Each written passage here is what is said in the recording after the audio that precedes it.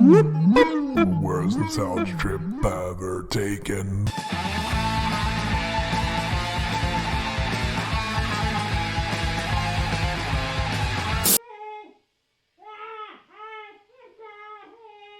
Represent family entertainment. Who gives a shit? This meditation and this incense, it's all bullshit. You think I like the taste of kale? Come on! I'm fucking dead inside. Okay, wasn't that fun in a awkward sort of way?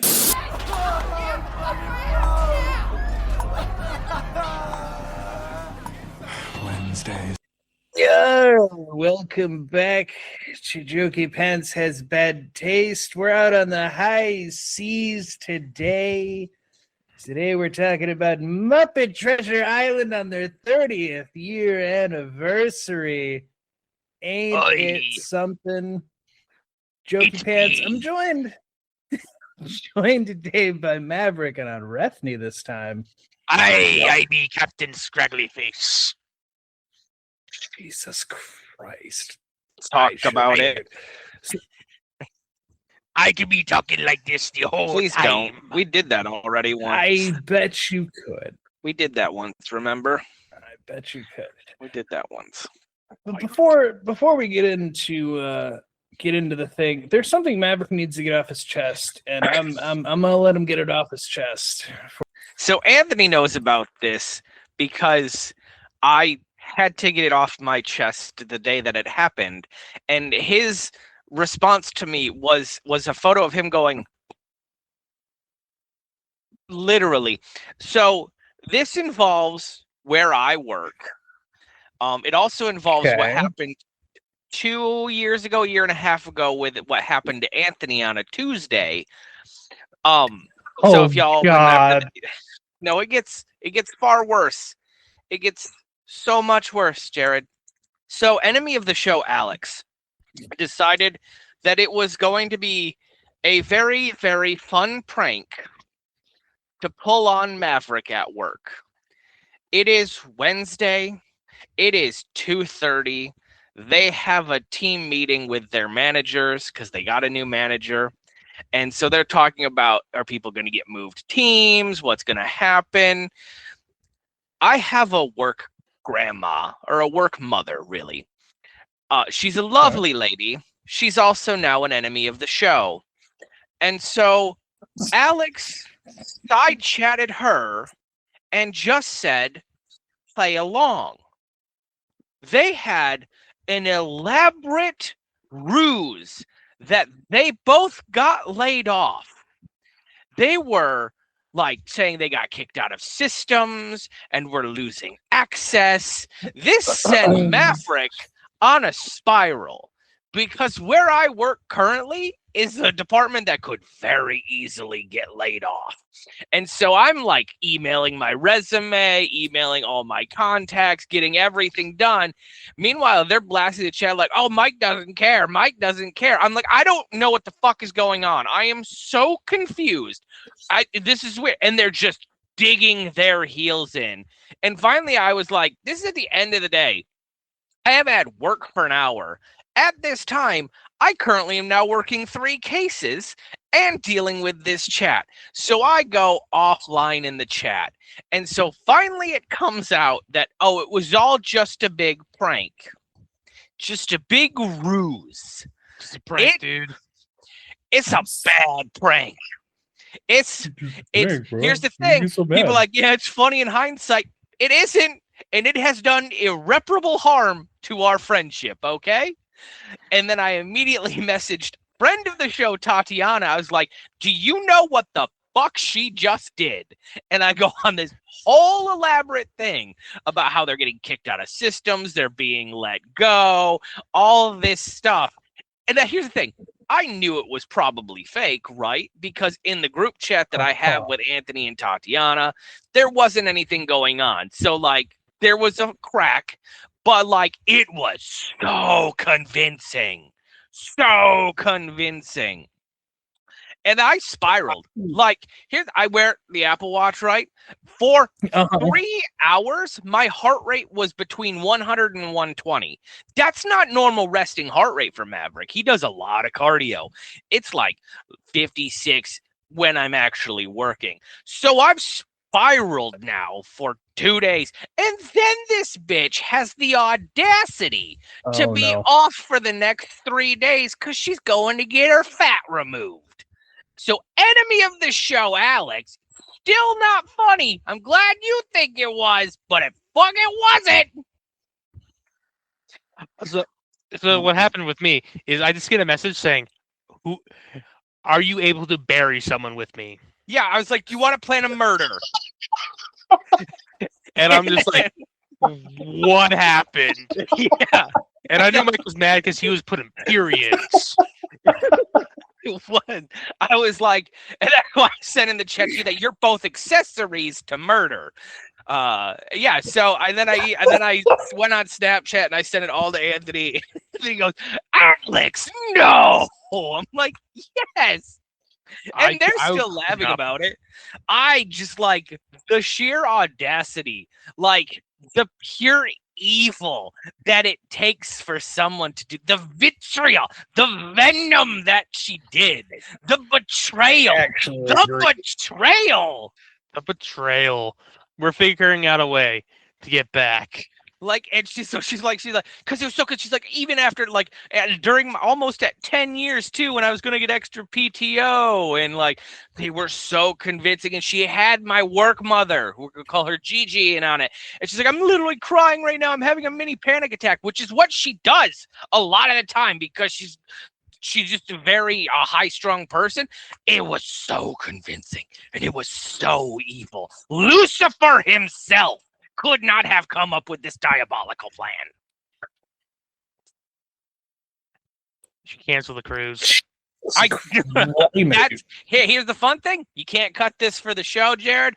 That's when I plan on getting that fucker back. That's the only thing you can't cut for the only thing you can't cut for the fucking TikTok is me saying that. Because listen. Mike's a very forgiving and kind person normally. But if you piss me off, she's gonna get presents for every fucking holiday now too. Fucking President's Day is Monday. I don't know if there's a chocolate George Washington bust gonna be on her fucking desk. Just, Here's the thing. Am I really that upset about it? Now? No.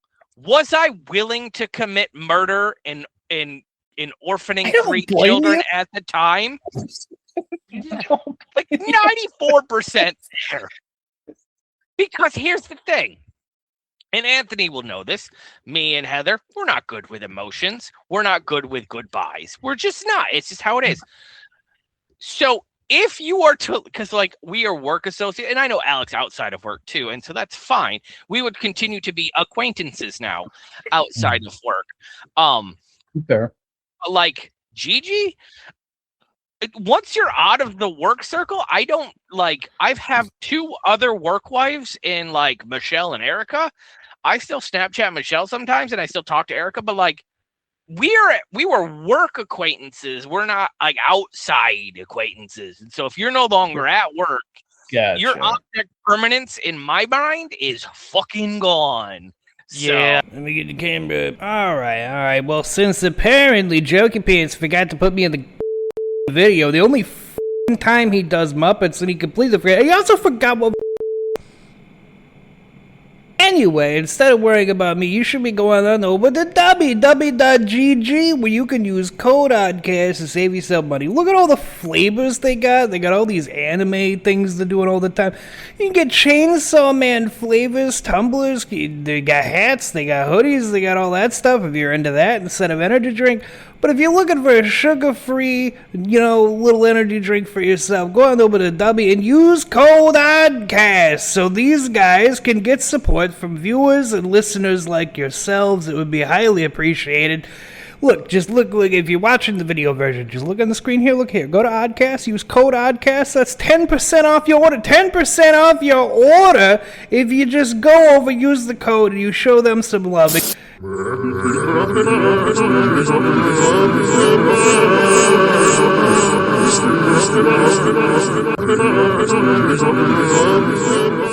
There are some people I try to be remain in contact with when I was laid off, and it just didn't happen. Like I did try. I tried it, and then it was like, okay, I guess just fizzle away. Object permanence. Mm-hmm. Sometimes it's easier just to not deal with it, which is why. And plus, at the time, again, nothing all day. Was coasted, played pool for an hour with Ben, like coasted all day. I get 3 cases, and then they decide to do this. Like of all the times, on a Wednesday. On a Monday. I feel like we just need to put every day of the week on, and then the day of the week On a blank. So, and they're still. Here's the thing: I have a Facebook group chat with both of them, both Alex and Gigi, and they are still laughing about it. So, yeah. I'd be mad too. I get why Maverick is upset. Like, that's right. Like, I feel stupid for me to say like I'm mad, but genuinely, I'm very upset by this. It was not a fun prank. It's not a fun prank. Maverick is realizing how much madder he is now talking about it out loud. Right. Like, the rage is building again. Heart rate's still okay, but the rage was there. So that's the incident, and I talked about it. We can move on. But yes, that's why I was so mad. Again, nothing to do with the show or you guys, just fucking pissed. fucking damn. Because, like, here's the thing. The all-employee meeting is, like, in 2 weeks. Like, if anything, we're going to let go of someone, it's fucking now. So, it was just, I will give her 1,000,000 points for just the execution. And that is the only thing. And it was also, I will never get on her bad side. Because if this is her pulling a prank on a friend, I fucking hate to be one of her enemies. Like Cartman levels of evil. Like chopping up your parents and putting them in chili. That's what it is. Yeah. Exactly. Knocking your dick off. Anyway, I'm done now. Thank you for allowing me to vent for that 20 minutes or 10 minutes. I appreciate it. Oh, Jesus Christ. Well, that was a Maverick rant. Not typical for this show, but I'm most welcome because that was, Jesus Christ. Don't worry, Maverick. We're going to talk about the greatest movie ever made. I didn't vibe with it this time, guys. I'm so sad. I'm so sad he didn't vibe with it. It's fine. We'll talk about so why. Muppet Treasure Island. Happy 30th anniversary of that, because at the time we're recording this, we're only 3 days away from the actual date that this was released 30 years ago, which I didn't plan it that way. I popped up and I was like, oh shit, it came out this month. Yeah, Jokey gave us a list of 3 movies, and I'm like, let's do Muppets Treasure Island. And it just happened. Just these 3 from childhood. I need an oddball. Weird that it came on Valentine's Day weekend. I get why, because there is kind of a love scene at the end, but like, it's a weird fucking release date, bud. Story. It is a weird one. Speaking of which, so for this movie, I did look this up. This was number 3 in the box office the weekend it came out. Hell yeah. It was number 3 above Happy Gilmore in its second weekend. The 2 movies that were number 1 and number 2, I've never fucking seen. So I couldn't tell you if they're good or not. 2 happy parents together. What movies? I didn't write them down because I've never even heard of them. I don't even know how the hell they were number 1. It's gonna be like so ingrained in the like popular culture that Jared is a little kid. Yeah, maybe I just missed them, but I didn't recognize them off the top of my head. Yeah, Refty's gonna pull that up. While he's pulling that up, this was also the most successful Muppets movie in the theater. For reference here, this movie cost $5 million to make. They made $34.5 million back on it. Hell yeah. If it helps, I agree with Jared. So domestic box office for February 1996. Number 1 is Broken Arrow. Okay. And number 2 is Mr. Holland's Opus. Oh my god, it's the worst fucking movie. You weren't Never heard of them. kids, were you? I was. We didn't watch movies. We played music. No. Right, but you never had a substitute and you didn't have to watch Mr. Holland's Opus where he has a deaf kid and the entire thing is like he's got a deaf kid and he's trying to write this musical or this symphony for this deaf Does he kid. cheat on his wife? I think so. The college student. I think so. Or maybe I've not seen this in, movie. Like, yeah, I was gonna say. This is where I learned asshole from in sign language. Yes. Yeah, I think that's that one. Yeah. And then Broken number Arrow is 3 Native American and Western, sorry. Number 3 is Black Sheep. Number 4 is The Juror, and then number 5 is Muppet Treasure Island. Top 5 of that for that month. Solid month. Yeah. It wasn't a bad time for when this came out. So as I always do, the behind the scenes things. Getting into this one. Oh boy. So yeah, 30 years since this movie came out. Man. So we should all be thanking for anyone who has enjoyed this movie over the years, much like I have. We should all be thanking Tim Curry because Tim Curry basically made this movie will into existence because before this movie came out, he kept doing interviews going, I'd love to do a Muppets movie. And they were like, what would you do? And he's like, my favorite character is Long John Silver. I'd love to do something. Love it if the Muppets would do it. And then like a year or two later, they're like, hey, we're doing Muppets Treasure Island. So he ended up getting the part. Oh, who would you want to act with? The Muppets. What do you want to do? Treasure Island. I want to be Long John Silver. Well, yeah, good Tim news. Curry was just a huge Muppets fan. He just kept pushing for it. Correctly. And I'll just say this because it's going to be brought up regardless. The reason why this movie Tim Curry does so well, and like this one and Christmas Carol, one of the best too, is in Christmas Carol. Sir Michael Caine treats the Muppets like they're actors, like they're real things. In a Muppet Treasure Island, Tim Curry becomes a Muppet. Yes. In fact, when this movie finished filming, they gave him a Tim Curry Muppet for being in the movie. Oh my God! Is there? I hope there's a picture. Tim Curry has a Muppet of himself. Also, little fun facts behind the scenes. Brian Henson, when he was making it, was worried that when they were on the ship and they had him in like the tank of water and they were doing all their shots, the people would get motion sickness. So he gave everyone some motion sickness pills, which did help them shoot. But he also noted that everyone almost fell asleep while they were trying to film. So it almost backfired on him. I'm the Gonzo.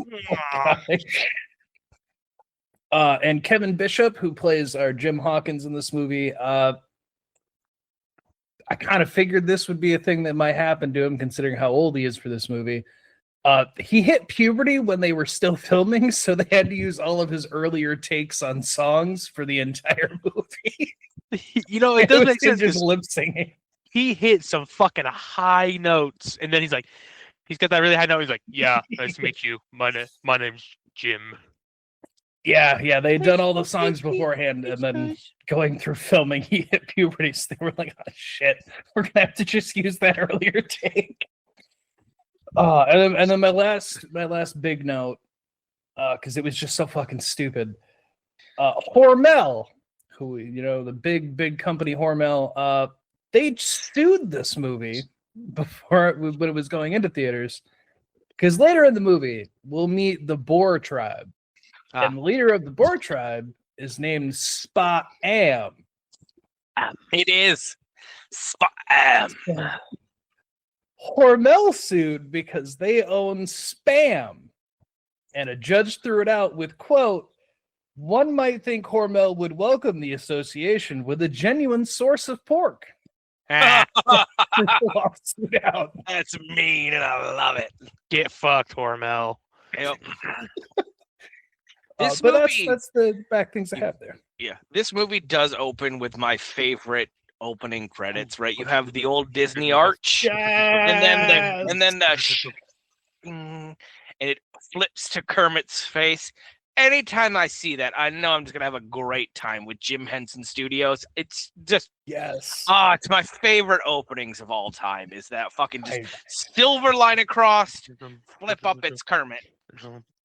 I honestly I can agree. I love that. I love that so much. And yes, thank you, Anthony, because my first note of my entire thing of this movie is that I can't help but sing along for this goddamn opening because it was my favorite part as a kid and even still as an adult. Because And they sailed their ship across the ocean blue. Fun fact for everyone: I watch this movie at least once a year. This was a childhood go-to for me. I'd seen a lot. I'd seen a lot of the Muppets growing up. Grandparents had VHSs, but this was the one I had at home. So this one I watched all the fucking time. See, and I typically watch this one and A Muppet Christmas Carol and then Muppets in Space once a year. And typically I vibe real well, though. For some reason, Jim Hawkins took me out of this watch. I don't know, maybe I just focused on him too much. But, like, it just... The Muppets was great. Fucking when we get to, like... Old Jones or whatever, that fucking got a laugh out of me. But like anytime that it was two humans on screen, I like one of these isn't doing nothing for me. We've ruined you with Zathura. Yeah, Star Kid. Fucking sick of kids. fucking You sick see of a kids kid going on on. screen, you're immediately like, "Oh, you piece I of shit." can't deal with kids having adventures that I didn't get to have as a child. Fucking Shilling for bullshit. So Oh. it's not a Dude, let me good tell you. time. I just So- vibe with it. When I was a kid, Movie. there was a CD that I had. It was Disney's Ultimate Swashbucklers 10-song CD collection, which came with the Walmart edition of Pirates of the Caribbean, Dead Man's Chest. Yep. It was a weird fucking CD where it had a bunch of pirate songs from Disney things, but not all of them were the real song. Like some of them were covers, including Shiver My Timbers and Sailing for Adventure. They were covers. Wow. Okay. Which is Why? which Sailing for Adventure, when it's a cover, is so much funnier than the actual movie because it's a choir of men singing it. Not Muppets. They're not doing silly voices. They're just singing the fucking song. It's so stupid. So the opening of this movie is the we're getting Captain Flint with his men going ashore, hiding their gold. But as I said, I as you've heard us talk about, like this the opening song gets, at least I know it gets me for sure. The part that gets me the most in this song, and I have it written down here, is when they say when the money's in the ground, murder's in the air. That gets me every fucking time, and I don't know why. Now. Yeah, I don't know why. It gets me every fucking time. Yeah, so Captain Flint Michael. goes ashore.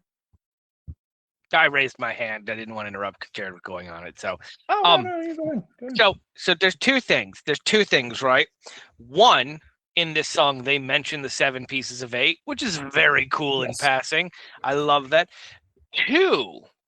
Two, and this is my first plot hole, and maybe that's why I didn't vibe with this movie. I was looking for structure. Okay. Flint kills everyone he took aboard, and then later on we find out he had like 17 first mates, which is not how that works.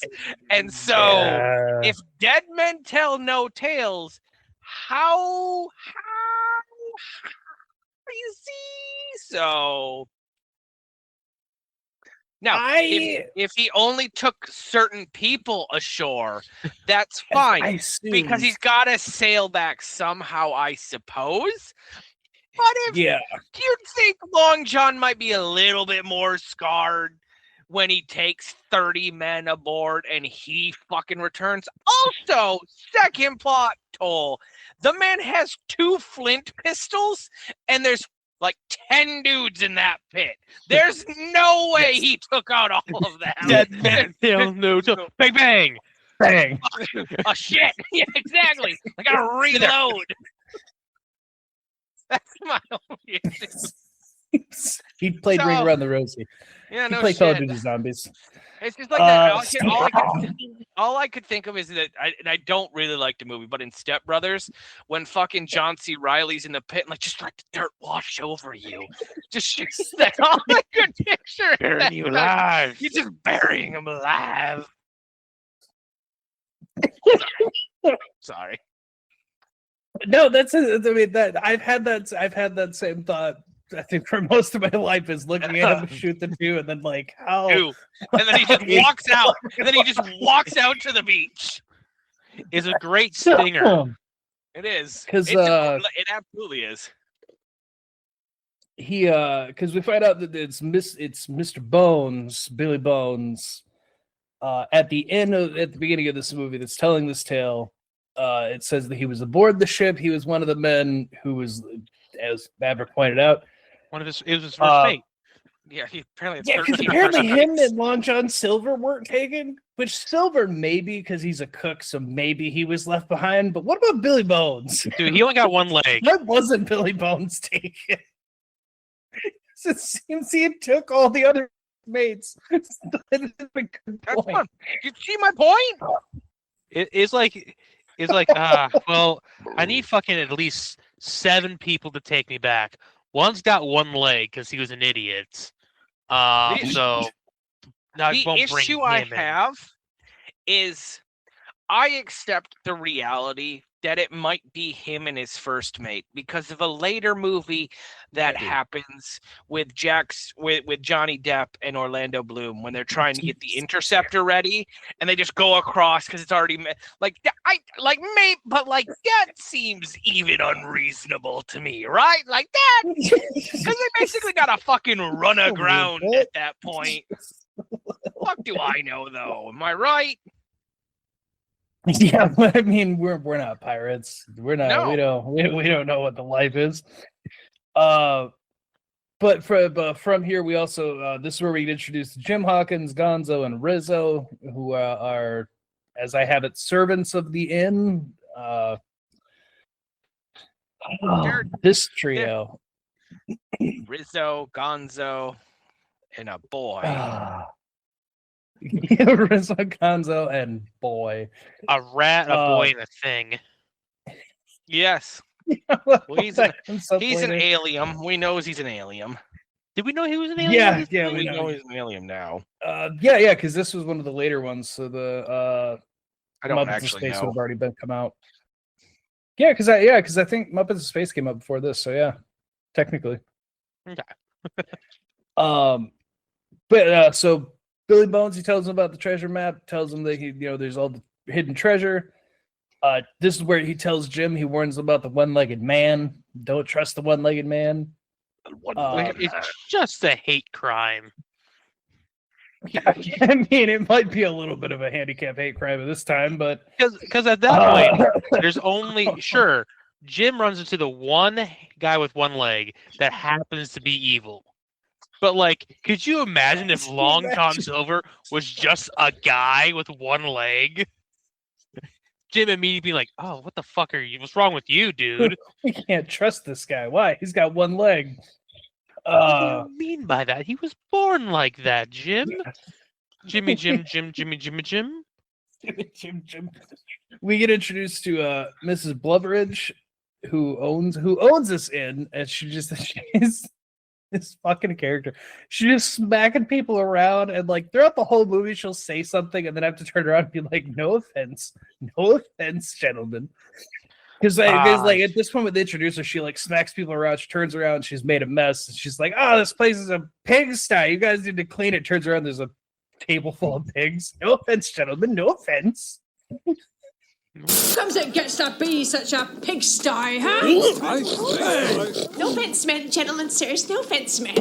That this is where we get the sweeping and mopping, and we get a song that randomly plays in my head whenever I sweep and mop, which is the whole "There's Got to Be Something Better" song. Gotta be something. I don't know why it just pops in my head every fucking time. Something better. Something better. Yep. Look, now, A Muppet's Christmas Carol, there are like 10 songs, and 8 to 9 of them are good. This has 9 songs, including 2 credit songs. So really 7 songs, and 2 of them are good. Which 2? Wow. The Sailing for Adventure and Shiver My Timbers. Wow. Yeah, this reminds me of like Annie, and A Hard Knock Life just goes way harder than Something Better. Because here's the thing. I guess Hang on. Let me vocalize my frustrations with this. Go ahead. I'm pretty sure Gonzo and Rizzo are adults. Yes. Why Jim I get, but like he Because could Muppets got better Muppet. himself in general by not being, and hear me out, a piece of shit worker. Just like he could take over the inn if he tried. I mean, but because his dad was a pirate and or sailor ? Yeah, they don't really ever wants to be an adventurer. I'm thinking a privateer. I'm gonna say privateer. Sure, but also that might be you're fair. 10, Jim, or however you're supposed to be in this movie. Maybe give it a fucking couple years. Your voice and balls Maybe. gonna drop soon. Mid-dropping. Mid-dropping. But then again, I don't know. If I think about it from like the time period that it is, I guess it makes sense.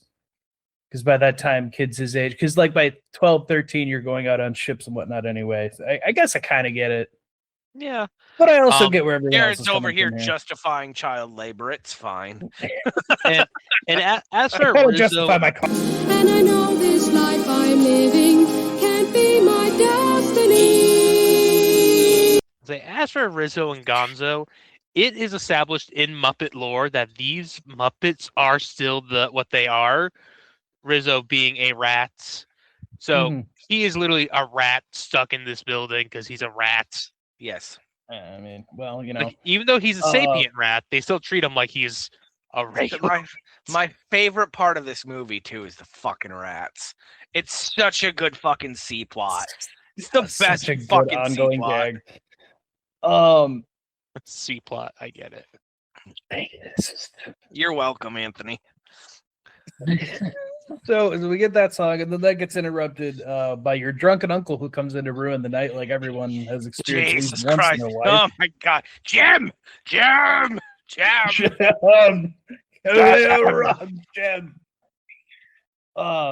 This is another thing with this movie that growing up, this was a joke that a lot of people that in my household always laughed at, which is when he asks him for rum, and then we just hear Mrs. Bulbridge from out of nowhere, "No, don't give him any more rum," and they do the give joke. him any more rum. How does she do that? How does she do that?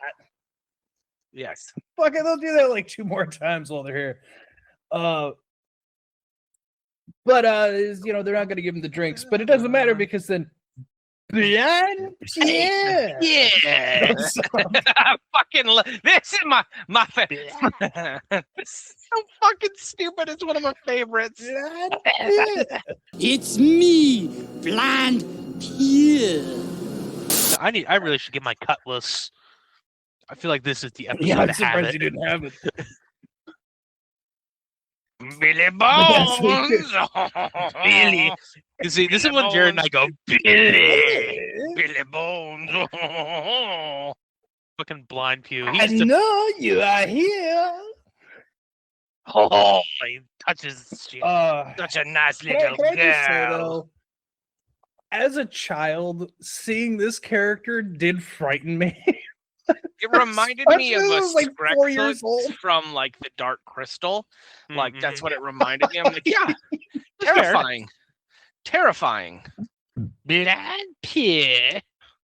I'm fucking stuck in a blanket. I can't roll forward. But I do love the character though. He's so fucking stupid. I love it. So, I'm not a for those girl. who've never seen the movie, why is he called Blind Pew, Jared? Jokey. Yeah, he's got 2 fucking eye patches. It's so dumb, so fucking stupid. Of all the fucking things, it's so fucking stupid.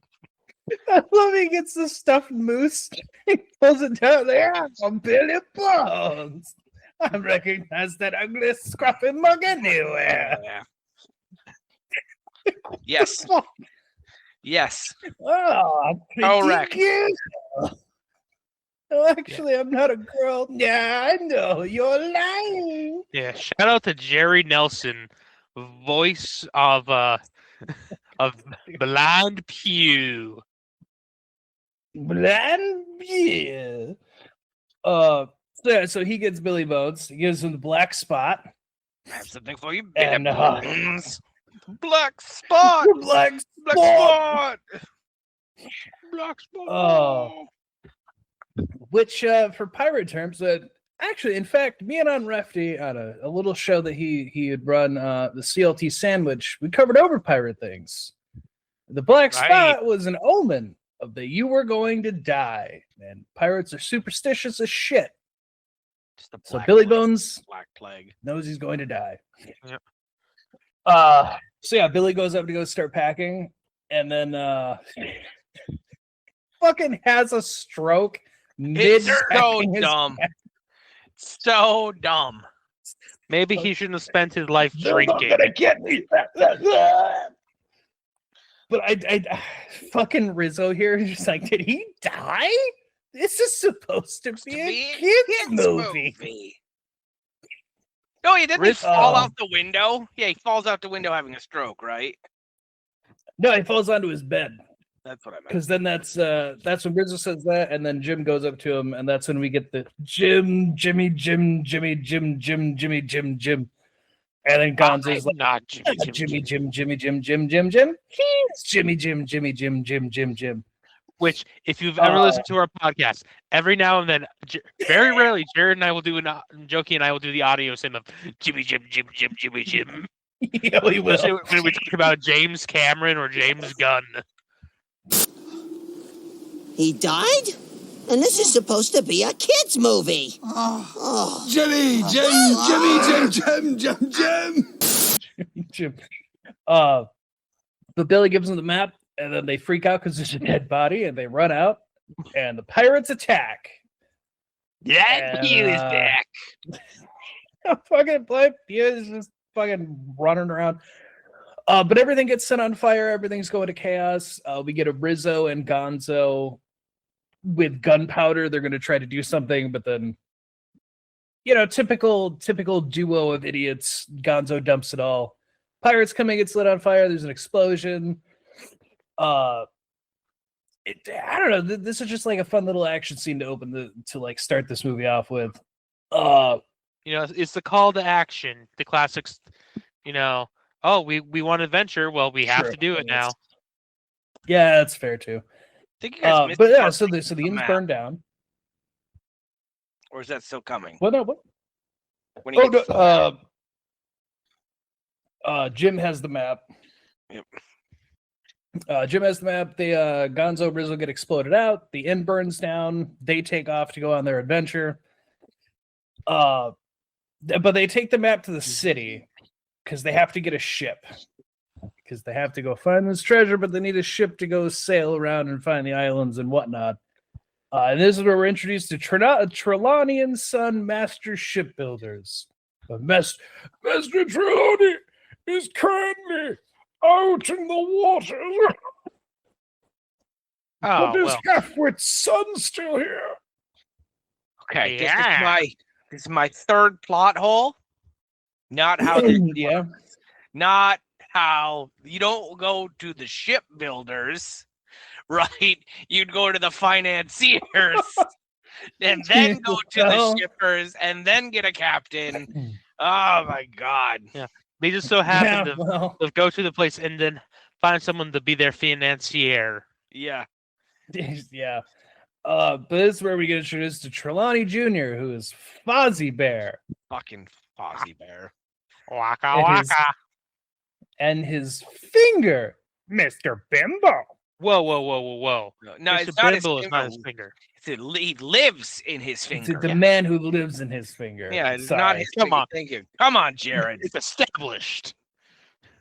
How dare you treat Mr. Bimbo like that? Oh, yes. Mr. Bimbo told me so. Oh, Mr. Bimbo lives in my finger. He is his own thinking being. He deserves as much respect as the one-legged man. Hey. If we're being honest, without Mr. Bimbo, this whole thing doesn't happen. The whole thing wouldn't happen. The Yeah, whole thing we'll doesn't find out happen. here real soon. He's the true Um, villain. When they show him the map, they tell him about the treasure. And this is one of those things that made me laugh as a kid, and it has been another one of those vocal stims for me, which is when he's looking at the map and he doesn't understand what an ocean is, and the Gonzo is like, the big blue wet thing. The big blue wet thing. So As fucking soon as he stupid. agrees. I just It's supposed to be a fucking shipbuilder. That's I do in the fine. ocean. Like, I get he's half-witted, but his office window overlooks the Yeah, it fucking does. ocean. Yeah, it does. You What hear the ocean? birds in the background chirping. Oh my god. Oh, but he agrees to fund it. He agrees to give him a ship. They're gonna go get this treasure. We also get Bunsen Honeydew, who's playing Mr. Livesey in this, the research and development side of this business with Mr. Beaker. Which Mr. Beaker, they don't change his name at all. He's still just Beaker. He'll always be. Hell yeah. Bad. So they are now going on an adventure, and we get to meet the ship, the Hispaniola. The Hispaniola. I fucking can't. I hate it so much for no real reason. Why? They say it so much with their full chest. I mean, Hispaniola. yeah, they do. The Hispaniola. Hispaniola. Hi! Morning, squad. Welcome, welcome! Ah, there she is, the Hispaniola! So we get on the ship. This is where we also get at least all of my grandparents' favorite characters, which is Statler and Waldorf. As the they're fucking ship figurehead. Yeah, the figurehead. Right, yeah. And we get Yes. introduced to my favorite character, who for some reason I can relate to in this instant, and that is Sam. Sam Eagle is Mr. Arrow. Oh, Mr. Arrow. Mr. Arrow. I love him in this so fucking much. He's furious. Such a good, I just knew serious character. He's furious. A raging volcano of fury. He's a raging volcano. So they explore the ship. They get to see some things. They're real excited. And then they hop down to go see the kitchen and the mess hall stuff. And this is where they meet Long John Silver. And Polly. And Polly. Yeah, is lobster. He's lobster. Aren't Yeah, you guys supposed to have talking parrots? Parrots. Who'd have a parrot? Why you treat them like they're fucking crazy? Tell them you should have a parrot. Yeah. If Curry just lives in this fucking universe, he eats every scene he's in. I love him so much. From the beginning, because you're like, oh, stowaways, and then the face and the sound he makes, just like, what the fuck is that? I thought sailors had talking parrots as pets. Talking parrots? Heck, what an imagination. First pirates, now talking parrots? One thing I do love is they never truly, in any adaptation of the story that Disney's done, so all two of them, Long John Silver is never portrayed as a twist villain. It's always, look, it's Long John Silver. Look how fucking crazy this guy is. Well, like, because this and Treasure Planet both make it so obvious that's who it is. With this one, it's look out for the one-legged man, meet one-legged man. And then if you watch Treasure Planet, it's look out, don't android cyborg. And then it's fucking robot arm, and it's like, oh, well, there's the cyborg. Which not that we're talking about Treasure Planet. Treasure Planet is a great movie. It's a fucking steampunk future world. There's gotta be millions of cyborgs out there. Apparently not. You would think. Yeah, you would think. Apparently none that are pirates. Yeah, apparently. But Silver talks about he gets on their good side. They're a little on edge because he's a one-legged man, but Jim comes around on him. He seems all right. They head back upstairs because they're called. Yeah, it's nice enough for now. This is where we get Admiral Arrow. No, talking up Captain Smollett. It's Admiral. It's Mr. Arrow and Captain Smollett. Yeah, the great fucking name, Smollett. And Arrow is super heavy-handed about Smollett here. This is where you get he's plagued by demons. Demons, cool. But while the captain's even coming up, they also show, this is where we also get the Rizzo's Rat Tour.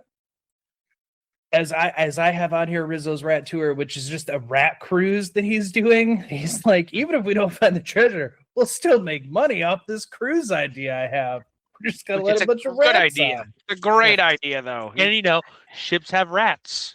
Yeah, it was a great way to have rats on the ship without having rats on the ship. It's a very tongue-in-cheek, and I appreciate it greatly. And then we get the greatest song, "Sailing for we get Captain Smollett. Oh, fucking before we get the song, because then it's they realize he's a frog. This fucking part, he walks in his frog, and he's walking past the crew. And he goes, which one of you is Jim Hawkins? And Jim, the kid's like, yeah, it's me. He's like, I knew your father. He was a good man.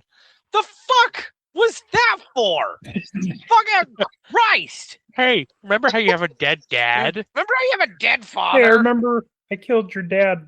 He was a good man, though. Screamed like a bitch on the way out. Fuck all the bitches. Right. I knew it. He's furious. Ah, you there! You were in charge of railing dust, 30 lashes, and then you walked the plank. I didn't say that, Mr. Arrow. I was anticipating your whim, sir. Probably got all the chlamydia. Watched him rip the man's spine out. And right. Just all the chlamydia. Anyway, sorry. He killed 14 people. This is where we get Anthony's song with just Sailing for Adventure. Hell yeah. Which again, when it's sung as a chorus of men, the margarita the buffet really comes out of the blue. Was it what you see? Sailing for adventure on the big blue wet thing. On the big blue wet thing. And this is also this is the first time that they hint that, for those who don't know, that Long John Silver is evil, because 3 pirates were identified. Talk about how they like killing people. One of them being Polly the lobster. I love to get them, hang them by the neck till they turn blue. I mean, we love the sea, life on the sea. They're talking about killing people. Miss Arrow's like, what the fuck are you guys doing over here? Yeah, exactly. Just Hanging what out, was that bro. about? Gutting people? What was that? And margaritas at the midnight buffet. Margaritas at the midnight buffet. My favorite part is coming up, and it is when they're doing the roll call. Oh, That's I have literally all next, the yeah. names. Oh my god, thank God. Don't think And then- I wrote down some of No, them. 'cause It's like, fine. goddamn. I want to talk about Smollett after that when they're in his corner. Okay. You don't scoundrel pirates I've ever dealt with. Whose bright idea was it? Fucking points fucking finger. It's so fucking stupid. So the name call here, when they do roll call of all the people on this ship, this does get me every time. Anthony, please go So through the we list 'cause have- I have some of them. Standing from the top, we have Long John Silver, Aye aye. Short Stack Stevens, So good. Aye. No, One-Eyed Jack, aye. Black-Eyed Pete, Aye. Wall-Eyed Pike, So fucking good. Polly Lobster, Mad Monty, Mad Monty. Sweetums, my Sweetums. favorite character. Which one? Wait, which one is Sweetums? That's the. Is it not the goat? It's the. He's a really big, hairy, monster-looking yes, guy. yes, Yeah. The one that everyone's Yeah, Clueless Monty's the goat. Okay, I had to look Clueless him up for Monty, yeah. later. And then we have Old Tom, Yes. Real Old Tom, Yes. Dead Tom, And then he just fucking the real old Tom just fucking waves his hand like he's dead because he's a fucking skeleton. Fucking and stupid. you got Clueless Morgan, Yeah, what? which is the goat. Headless Bill, They just fucking salutes. They have to look around the fucking Christ Almighty. and the penultimate one, Big Fat Ugly Bug-Faced Baby Eating O'Brien, And it's the sexy woman. I. and then of course Angel Marie. Aye. Just an insane man. Sweetums. Aye. Old Tom. Aye, Real old Tom. Aye. Dead Tom. Aye, And that's when the captain is like, can I Mike Smart. I would like to speak with you both in my quarters, please. Okay. What the fuck are you doing? This is the most outlandish scandals I've ever sailed with. Whose idea was to put this team together? And they all point at Fozzie, and Fozzie fucking points at his finger, and fucking Captain Smollett's like, your finger? Yeah, I know the man that lives in my finger. crazy. It's the man who lives in my finger, Mr. Bimbo. With help from Long John Silver, with recommendations from fucking Long John Silver. And he's like, and this is where trustworthy. and here's where I really start to lose the plot. When the obviously clear and trustworthy captain who knows your father asks you for the treasure map that you have, and you say, no, I'll keep it safe. Fuck off, Jim. Yeah, well, Fuck all the way off. The captain saw all these Maybe awful people, was like, hey, I should probably hold on to that. I have a gun on me. Right there, like, turns out there's a bunch of bad people on this fucking ship. Who would have thought with that colorful cast of characters? Yeah, like Big Fat Ugly Bug Face Baby Eating O'Brien. Just gotta say, O'Brien. The reason why I got these, because I was trying to look it up. There's a Redbubble sticker that someone made with all the names. Yes, I've seen that. So, shout out to this person. I'm not going to call them out because I don't want them to get copyrighted. But yes. Well, hopefully they know who they are. There's a sticker of Blind Pew.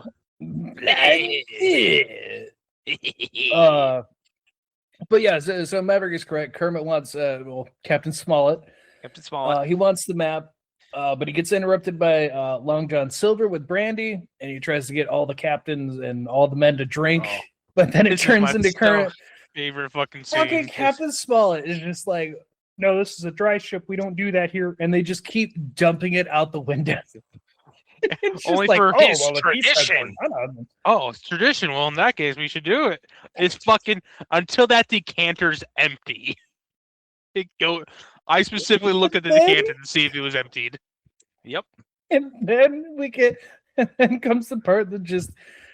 This is where I agree with Maverick that I enjoy the rat cruise when it's on this ship, because after he dumps out the last glass of that, we get rats okay, in could the you window. stop it? Hey, could you stop? You're getting the shuffleboard court. You're really ruining it out here. Peeling the paint off the shuffleboard court. Like, holy shit, how strong is that? My God. Which also, I do love the fact that they are involved with the story. There's no oh, we're just gonna have them as a funny background. And I'll talk about it much later, how important they are to this story. Yes. You want to knock it off with the booze? It's peeling the paint off of the shuffleboard court. Yeah. Sorry. Come on, girl. And that's... But after this, we cut into the night, and we go right into the rat cruise, because it's an entire date night going on. We have the Muppet band and everything going here.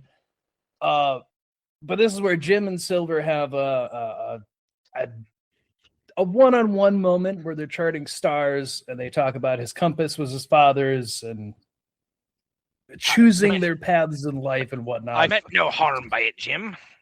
Was just no harm at all, Jim. I fucking love was just later. I'll talk about it later as well. Where he's like, "Oh yeah, which way is north? Oh, but if you don't have a compass, how can you tell?" Like, so clearly Long John Silver knows how to tell directions without a compass. Also,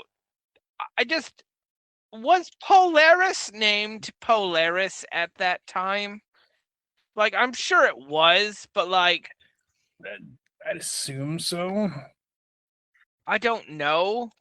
That honestly, I don't know when stars. That's actually even a good point. Even in China, that'd be north. Like, that seems a little racist. It like it is, but like, if you're in the southern hemisphere, there's a whole different set of constellations, man. You get sailing towards Australia, you're gonna get fucked looking for that star. So, it was first Gemma Fruis, writing in 1547, referred to it as Stella Ila Que Polaris Dictur, which means a star that is polar. Okay. Sure, I'm fine. So 1500s. Sure. When did Treasure Island take place? Probably 1700s. So Silver learns about that there is a map that confirms for himself that Jim is the one who has it. Fucking what an asshole. Yeah, and then we get Smollett, and then we get a tiny little thing here. We see Smollett with a Miss Piggy picture, and there's like a thing that won't come up until later in the movie, but they're just putting it in here to let you know that Kermit will still have a Miss Piggy thing for this movie. Foreshadowing. Who's the pig? Yes. No one. No one important anymore. So the next day, Rizzo points out that it feels like they're being watched, and they should be real careful if there's pirates on the ship. And then they immediately get taken and tortured. Just immediately. I feel like we're gonna get kidnapped and tortured. Nah, not in your wildest dreams. You're crazy. And then kidnapped and tortured. Fucking Gonzo likes the rack. Oh, yeah, he's enjoying it. Gonzo. He's enjoying it. Oh yeah, he's having a hell of a good time. He's like, God, I haven't had a stretch like this in forever. God, Jigsaw was his worst enemy. Yeah, it really would be, wouldn't it? This is where Mr. Arrow shows up and saves them before Rizzo gets burned and tortured, and he locks them all up. The fucking hot poker. Oh yeah, it's just a red. Clueless Morgan holds on burns to it. himself. So fucking. What? We're not doing anything here. As he's holding the fucking poker. But yeah, so they get locked up. Stupid. We get Dr. Livesley gives Gonzo the window shade cure, where he just oh my god, just so tightens a rope real quick and lets him fly. A joke that works well in the 90s, but not in the 20s. No. Hey, well, where Smollett demands the map at this point because Jim wouldn't give it to him. Yeah, he's like, Jim, I hate so he to do demands this he to hand you, it but- over. Why does he then give it to Mr. Arrow to lock up? And why does Mr. Arrow have the key? Just plot hole right there. We have a procedured plan that we have to follow. He gives it to Mr. Arrow. So first he asks nicely. Jim tells him no. And he's like, okay, fuck you, Jim. Give me the map. Yeah, give me the map. Yeah, Jim. I'm the captain. I hate to pull rank, but you should have given it to me forever ago. I was dumb giving motherfucker. Hey, you should give me the map. No, I was giving you the opportunity to do the right thing. Now I'm taking it from you. Yeah, you did not, in fact, do the right thing, Jim. Hands it to Arrow, who proceeds to lock it in the captain's desk. Yes. I don't understand it. It doesn't make sense. So the map's all locked up, all taken care of. But oh no, guys, the wind died. They're dead in the water. Oh, everyone's going fucking crazy. Hate this part because it's the fish-eyed camera, and it's like and then the guy's like, I got Captain Fever, and then the next guy, I got Captain Fever. Like fucking Christ, it's just fucking stupid. I hate it so much.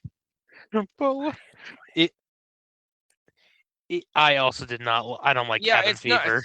It's not a good part. I'm the only one, and I'm fine with that. It's okay. Everyone's allowed to like stuff. No, and everyone's allowed to have a bad taste. One of the only musicals that like. Take it or leave it, folks. You know, fucking beggars can't be choosers. Am I right? But then again, I didn't watch this growing up, so I don't have any affinity towards that. I'm sure it was a lot more enjoyable as a kid. No, probably not. And then it probably did. I see that. Yeah, okay, sure. Because they're all acting all silly, goofy. Hey, Polly. What was that song that just happened? What are you talking about? You know, Cabin Fever. That. I don't know. I hate the song too. It's fine, Jared. I'm not gonna judge you. I hate the song too. The song is shit. I say to my opinion. So we get the cabin fever, and then the wind picks back up. Everyone's fine. I do enjoy though that Clueless Morgan in this next scene here, when Long John goes down to visit them, he's like, "Did you guys hear that song?" Everybody was like, "Cabin fever." Oh, yeah. And everybody's like, "You gotta get us out of here. He's going crazy." Which is, true, fair. It's great. It's a good pull. I'll give you that. I do like how fucking Long John Silver was clearly coming down there to be like, "What the fuck, you fucking idiots!" Yes. And then fucking Jim pops through. Yeah, Jim just shows up to give them their rations. It just completely ruins what he was going down there for. Here's your bread and water. Like, more than you deserve. So this is where we get Silver really leaning into the bad guy part of this movie, as he really gets on Jim's good side enough to have him tell him about the map, and that the map had been locked up, and how he could get the keys. Now we get the part that makes everybody sad. Until you get to the end of the movie, then it's not so sad. But as a kid watching it and you like this character, it's a little sad. Because then at night, I heard that there is indeed a treasure map. There is one. Oh God, this is actually one of my favorite parts. It's a good scene. As a kid, I liked Arrow as well, and this makes me sad. It made me sad as a kid just a little bit till we get to the end. Right, because how do you, of all people, not realize you're being punked? I mean, seriously. Yeah, so for context, if you've never seen this movie, which if you haven't, good God, shut this off, go watch it. Yeah, please go watch this. But this is where Silver's talking, and he tells him about he tells Arrow about a ship that he was on where they got beached and they were all trying to get off ship, but all the lifeboats were leaky and everybody sank and died. And Arrow goes, We a leaky lifeboat? We can't have this. And then well, I'm gets not in the saying lifeboat. ours are dangerous, but Right. you know, I'm not saying per se. But they could be. they could be. Well, But this they one seems probably fine. are. Well, Oh, didn't- they You are. don't really until you get out in open water, and then thank It's like cast the me off, Buddha's- Mr. Silver. Can I just say, Oh, when he no. says in open water, I sit there, even as a kid, and I would just go, but I mean, he's technically he's next to a boat, but I mean, technically speaking, we are in open water. already. That's yeah. Yes, you're It's correct. using logic there. And then he's like, How "Oh, the fuck does Arrow not catch up? Dumb motherfucker. set me off, My dude. Mr. Silver." No, what if? No, you don't want to leave. What if you lose something out there? Like, Is there anything you'd like for Or safekeeping? keys. oh yeah, my Yeah, keys. of course, my keys. Yeah. It's fine. Paddles off into the night. And oh boy. Never The next to day, be Smollett sad. gets told from the crew Ran overboard. Man that they think Mr. overboard. Arrow has gone overboard. Because Now, all they found was his hat. have you guys read Treasure Island? No, I've not read Treasure Island, no. I like good books, Anthony. Fair enough. So, I've read Treasure Island before, and Heather recently read Treasure Island, like within the last 6 years. Yep. And Mr. Arrow in that, Mr. Arrow is from this one. You know him from Treasure Planet. Yeah, In the book, he's a drunk who falls off the boat. that I believe actually. That He is a that terrible, makes sense. inefficient sailor, which is why he dies in both of them, because he falls off the fucking boat as a drunk. But he's I'm just fine a with dude. that. Yeah, I ain't going to change that for I'm fine with Muppet, that. but that makes more sense. so much more Oh. sense. So because he has the keys, the pirates escape, and they steal the map.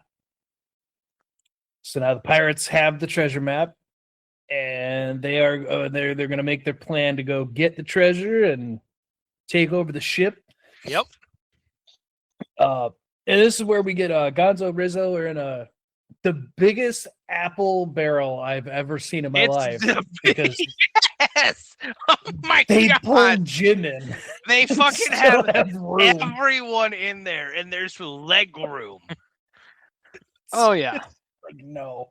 The first two Rizzo Gonzo, sure, I could believe that. They're like I will. little Muppets. Yeah, no. I'll Little bros. suspend disbelief for that, but absolutely not for Jim, who can sprawl out in that. No, there's no fucking way. Which again, in the original novel, Jim does hide in an apple barrel. Which is why he's in a fucking apple barrel here.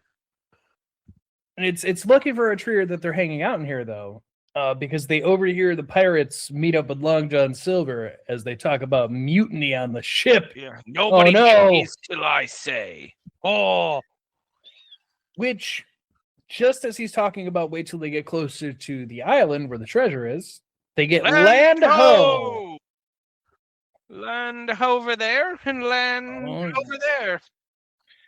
And Orlando. I didn't know Jared's mom was on this podcast.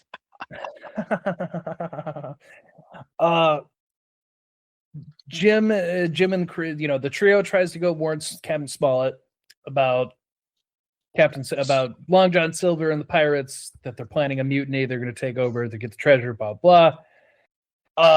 So Smollett does try to make a plan here. We'll give him credit. He does try to pull everyone in and come up with a plan, and he's going to send Silver and the pirates over.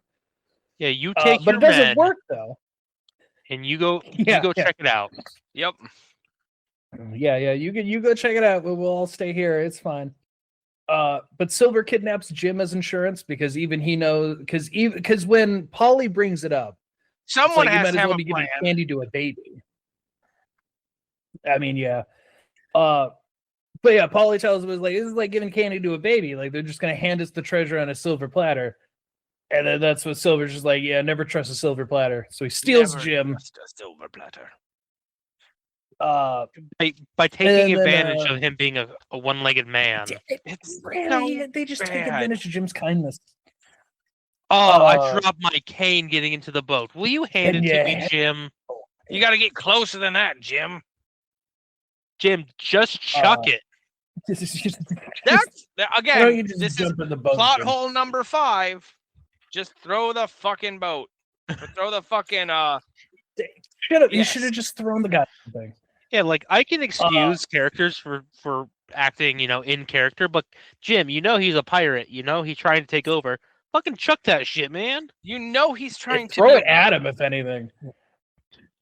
So they do that. Then Smollett's having his meeting, talking about he's letting the pirates go ashore, tire themselves out. They'll come back in a year. It'll be fine.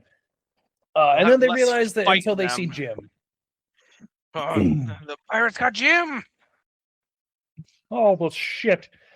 Fuck me. The one F-bomb allowed. Fuck me, Mr. Arrow. Oh shit. Oh well, fuck me, Jim. And, so the pirates go to shore. The pirates make camp. I also laugh at this little bit here when we go into the night and we see the band is up on some rocks playing for the pirates. Oh yeah, who are and we the one actually... band member's just like, whose side are we on, man? Like we were on the ship and now we're with the pirates. We don't. No, man, we don't get into politics. We just play the music. Politics. Yes. So the pirates are at camp. They're having a great time. They're doing their own thing, and then we get, at least as I know the song, "When You're a Professional Pirate." That is I don't the know how song. everyone feels about this song. Yep. This is my only number. I mean, it's good for the story. It's a fun song, but it's also, It isn't Tim Curry's best. Because when you're a professional pirate, it really is just letting Tim Curry eat scenery for this song. It's just letting Tim Curry be Tim Curry. Which technically is even a thing in that song when Tim Curry's getting picked up and placed on a rock. He even says like, "This is my only number." So Trellaway Jr., our Fozzie Bear here, he gets left ashore. He gets left on board with Beaker and Dr. Lively, while Smollett, Gonzo, Rizzo, they're gonna go try to save Jim. But when they're on the fucking ship, fucking Fozzie here unloads all their goddamn pistols. So when pirates who were hiding on the ship sneak up behind them, they go to use their guns and they can't. They get tied up, and then they'd say, like, "Oh man, it looks like our guns were emptied." And then you get fucking Fozzie here, just like, "Yeah, I'll say we could have shot somebody." Like, Jesus God, Christ. fucking Christ.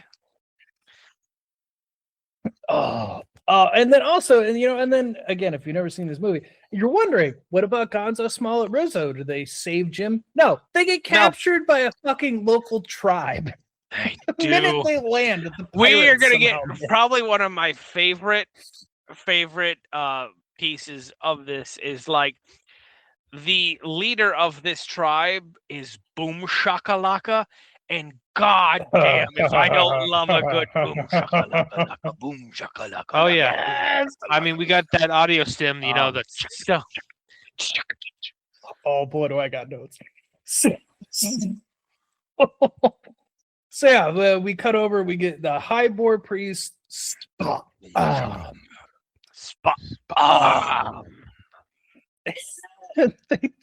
tell Smollett, Gonzo, Rizzo they're going to be sacrificed because they've desecrated their island, their ancient island. And this is where we get Boom Shakalaka. Boom shakalaka, which is a song that I sung and drove my parents nuts the entire time I was little. Would entirely fucking believe that, Jokey. I would. Boom shakalaka laka boom shakalaka. Because that's all I'm fucking niggas. Boom shakalaka. Get away, you stupid anteater! You spoiled my entrance! Oh, knock it off! So good. It's so good. I love this whole thing so much. It's such a like event that they're doing to bring her out, and like but yeah, so she comes and then immediately eats shit. She has a pet aardvark or anteater, and it fucking drags her down the stairs. It is great. Yeah, they start doing the boom shakalaka again, and she just stop. This is what we learned. Her name is Benjamina, and I hate it so much. Yeah, I just hate it. Well, you know, because it's so an adaptation of yes, Ben. Yes, yes. Still fucking stupid. Yeah, I don't like the Benjamina. When they just call her Mina later, and I'm like, you should have just gone with that. I would have accepted that over an entire Benjamina, but boom shakalaka. Well, we got to get Benjamin somehow.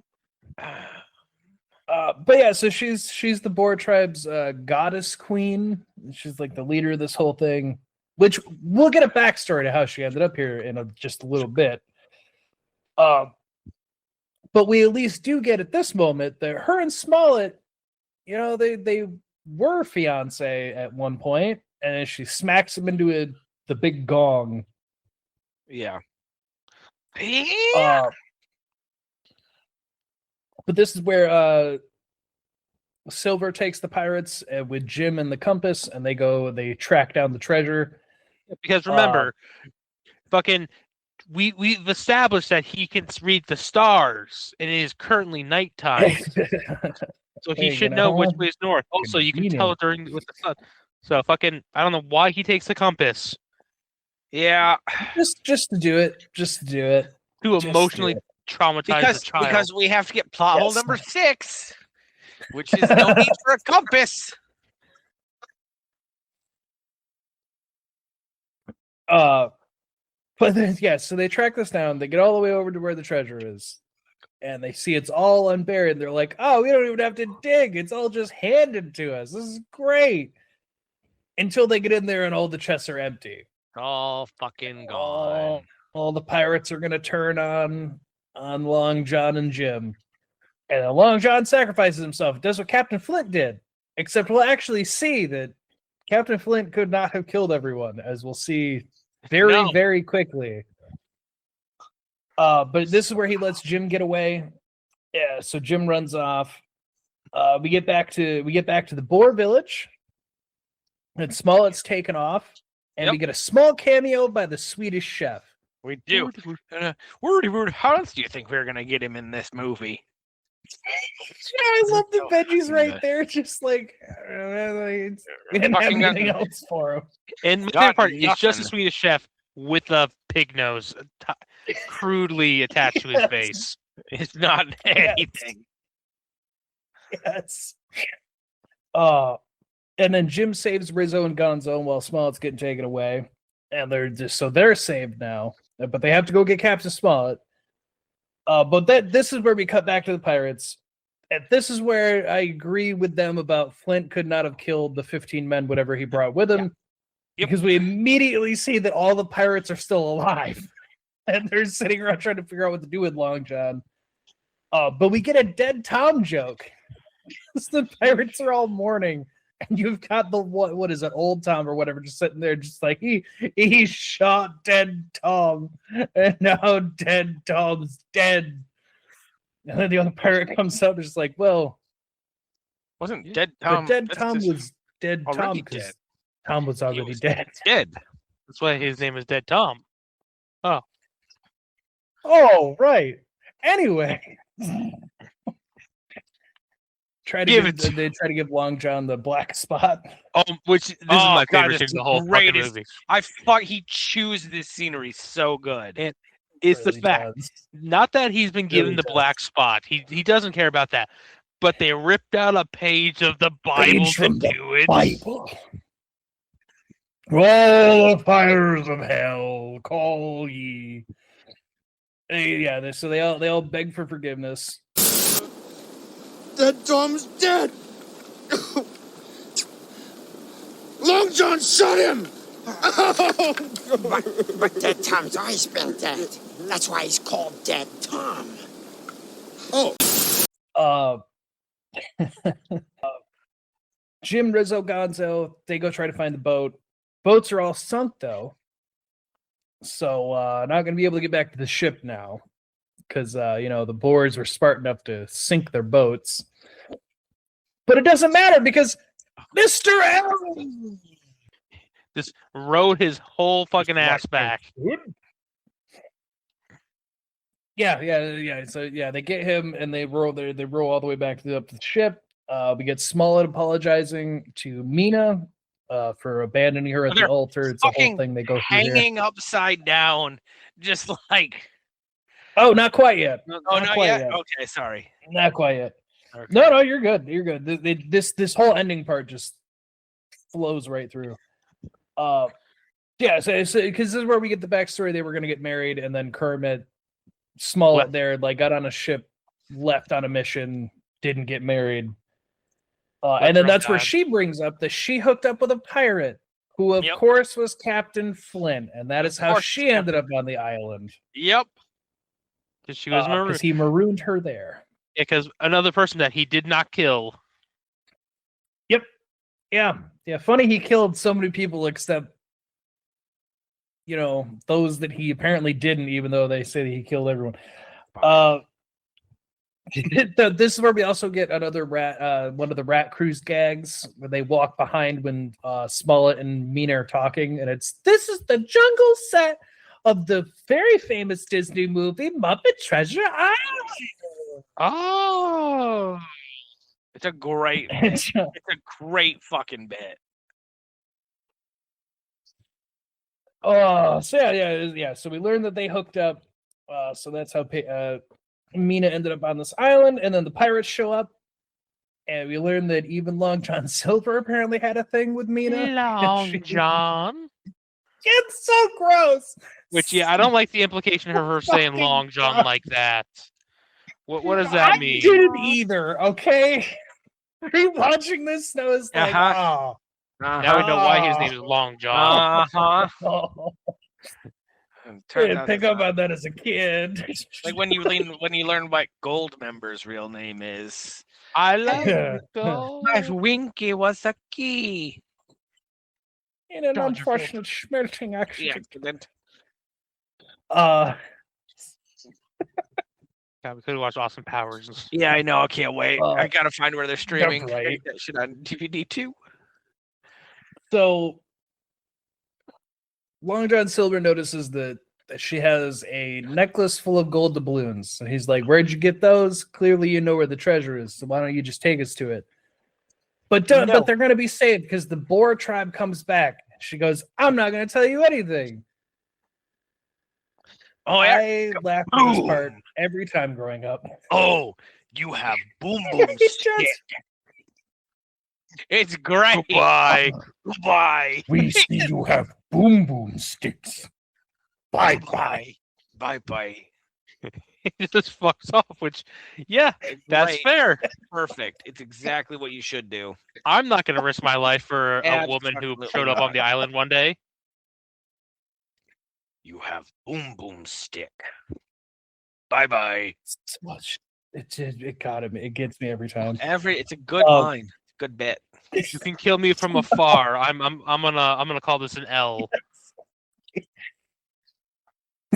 So Mina and Smollett get taken. This is where they get hung upside down, and they're tortured to tell them where the treasure is. Which Mina breaks almost immediately when they torture Smollett, and then of course they hang her upside down too, and then go for the treasure. This is a song coming up in 2 seconds that I don't enjoy as much. There's visually for what the song is doing makes me laugh a little bit. But before we get to that, Jim saves the crew on the ship because fucking Livesley brings up that pirates are very superstitious, so they dress Arrow up as a ghost and send him up on deck, and all the pirates run for their lives. Which is true. Pirates were suspicious people.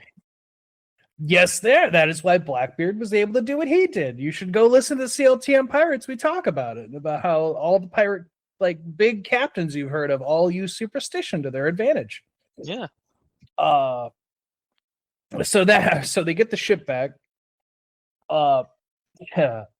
And this is where we get the song "Love Let Us Here." No. Smollett and Mina sing No. about their love, and then we get the pirates with the gold, and that's what makes me laugh is as they're singing "Love Let Us Here," we get the pirates just like, yes, gold. Gold. But other than that, I don't necessarily enjoy the song. This is the song where I'm like, no. Hans Zimmerman, not your best work, man. It's just not no. Barry Mann and Cynthia Well. So once again, superstitious goddamn pirates, because they get all the treasure to the fucking coast, but the ship comes around the corner and they don't see anyone steering it, so they assume it's a ghost ship, and everyone flees except for Long John, who just thinks they're a bunch of idiots.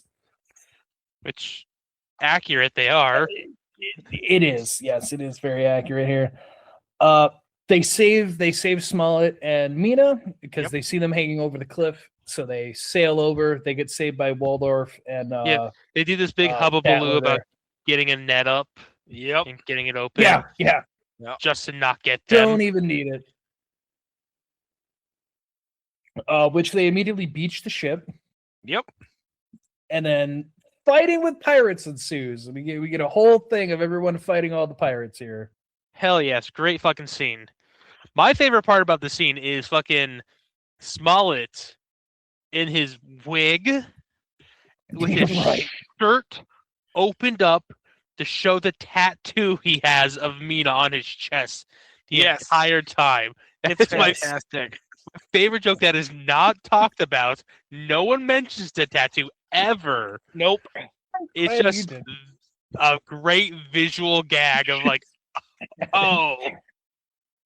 I do have there are some things in this fight I enjoy. Like one of the things that stuck out with me as a kid was I don't know why, but it was Gonzo doing the starfish into the cockroach guy.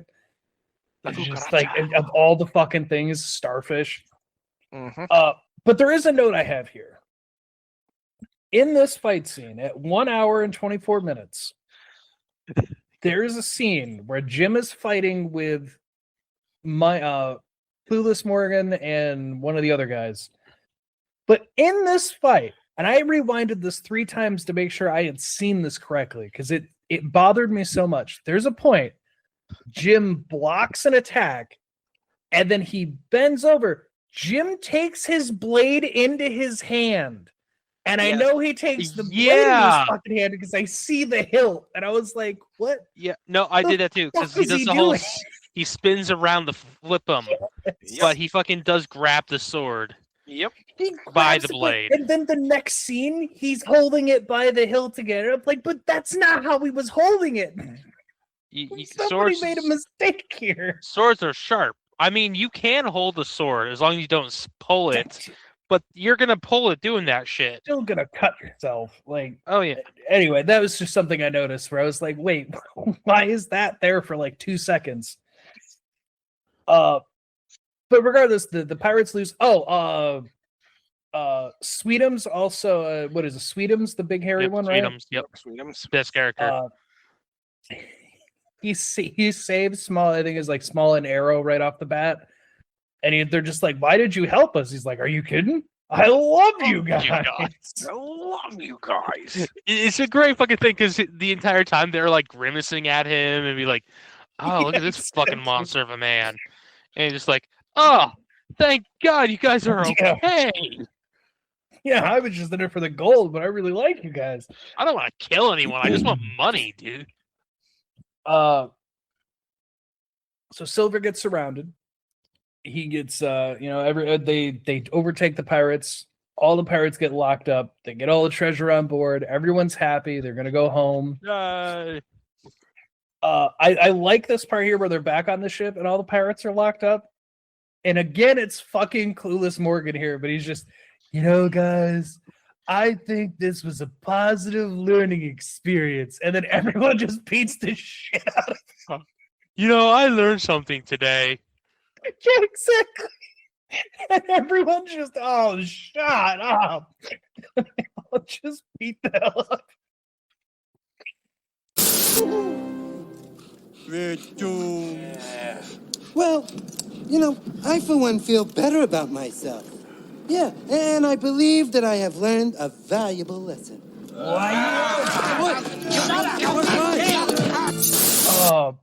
But it's okay because Silver realizes he still has Arrow's keys in his pocket because apparently nobody fucking checked them at all. Nope. In these cells. Which also, do they just have a second pair of keys? How the fuck do they lock him in if he had the keys? Well, there's Mr. Arrow's keys, and then there's fucking the captain's keys, and then there's fucking... Apparently. Yeah, he just has the fucking keys on him. So, of course, that night, Silver takes a lifeboat, loads up the treasure, and he's going to sneak off. But he gets caught by Jim. And then him and Jim have another heart-to-heart moment of, I'm not such a bad guy, Jim. I don't want to have to kill you. I like you. You like me. I like you. We're friends. Let me go. Join me. Yeah, he does. He does try to do the join me. We're not so different, you and I. Literally. But Jim lets him go as a final act of kindness. It was just like, you know what? Whatever, man, just get out of here. I don't want to see you. Which Smollett does show up next to him and is like, I commend you for, not just condemning him to death.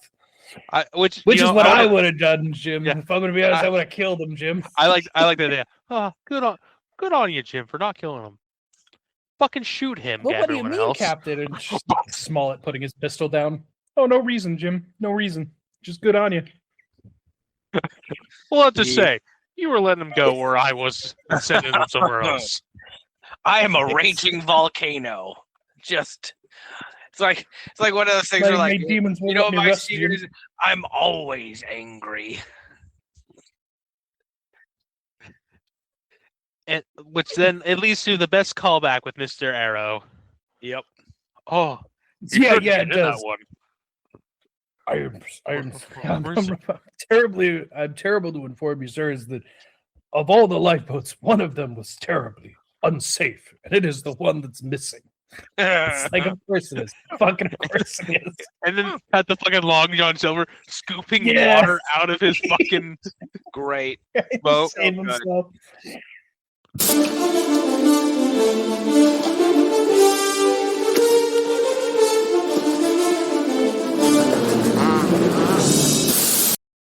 And then this movie. Oh no, you go ahead. And then they fucking Long John starts swimming towards the island. It would be so great if they didn't show that scene. It is cut to the rats getting the treasure out of the bottom of the ocean. Be like, he fucking died. So this movie ends out that they're going to sail into the horizon and go wherever the wind takes them, wherever adventure leads. So real quick, there is an end credit scene way deep into the credits, which I only stayed as long as it did for the song that plays, because it's a song. So two things, actually. So first off, the song that plays when this movie ends for the credits here, this song has haunted my fucking brain since I was a child. I know it is called Love Power, and that is it.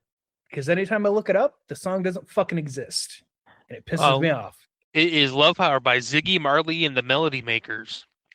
Yes. Anytime I've ever tried to look it up before, it did the same thing to me. The internet does the same thing it did when I was doing Hard Eyes, and I was trying to get the country song it plays, where it just keeps telling me that the song I'm thinking of doesn't exist, and it used to drive me nuts. Well, fun fact. Then I realized it's because it's a Disney thing, so it, Yeah, the group that sings it consists of Ziggy Marley, Sharon Marley, Cedella Marley, and Stephen Marley, who are the children of Bob Marley. What? Yeah. Couldn't tell you what. I enjoy the music, and like that song stuck with me as a kid, so I always end up listening to it now. But there is an end credit, as I was saying, with Tim Curry's Long John Silver on the beach and him getting tormented by one of the tiki statues. Yeah, it's pretty good. To show that like he's alive, but now he's now marooned on that fucking island. But that is Muppet Treasure Island. And I want to say, so with the Benjamin character and the whole thing before the story, how long do you think there is a time gap between Flynn burying his treasure and Treasure Island? That's like 5 years, right? It's supposed to be. Yeah, it's only 3 years. Yeah, it's nothing. It's a very short time. It's nothing. Like they make it like feel mystical and magical. Like, oh, this marriage. It has been 3 years. Not even a high school age. For all we know, Captain Flynn is somewhere in the Americas, just enjoying life. Yeah, Captain Flynn's very much alive and chilling out. But yeah, Muppet Treasure Island. It's that's making me question now. Is Flint just somewhere out there? They just keep searching for the wrong people. There's a rumor that really old Bo or really old Jones is actually like Captain Flynn, just did like his skeleton. That would be funny. That would actually be really funny. Mm-hmm. But no, so that's Muppet Treasure Island. It's turns 30 years old this year, which is fucking insane. But it also makes sense to cover this as well because the Muppets just are now coming back again. They kind of come in waves. Yep. And Muppets are doing another wave right now, and I'm happy for them because Muppets are good. As an adult, I love Muppets because I grew up with them. For younger kids and whatnot, Muppets are fucking great. Whether you're thinking of whether it's the Muppets or it's Sesame Street or it's one of the other things that are associated, they're all things that are good to grow up with. And then even as an adult now, I still enjoy these Muppet movies because they're just fucking good. They're good. Muppets is good. So I'm glad to see them come back again. What I know, also another happy accident. We're writing the algorithm. What does Muppet stand for? You know what? I don't. I assume something puppet, but I've never actually looked. Yeah, musical puppet. Oh well, yeah. I should have figured it'd be something that simple. Yeah, it's that like simple. So no, then that's Muppet Treasure Island. It's a great movie. It's great. You got Tim Curry in it. You have a lot of fun with it. If you've never seen it and you somehow sat through all of this, there's something wrong with you, and you should just go watch it for yourself. I would give you rules, but it's not really a horror movie, so the only rule I'll put for this episode, for this movie specifically, is don't judge people based on disabilities.